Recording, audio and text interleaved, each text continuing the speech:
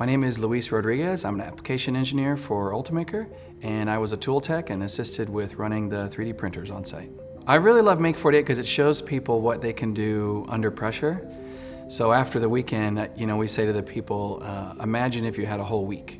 You really focused, obviously, for 48 hours, but with a week or 2 weeks or further, you can really accomplish a lot. So I think it's neat to see people sort of perform under pressure, but see that with a good team, obviously, you can really accomplish a lot. The best part about being a tool tech is you get to be on everyone's team, so we don't get to really sort of choose sides, so we get to help everybody. So we're really pulling for every team during the finals, so that's really enjoyable. And then it's cool to see how all the different disciplines work together. We might have wood and printing and laser cutting, or just good old-fashioned screws. So it's really neat to see sort of everyone work together.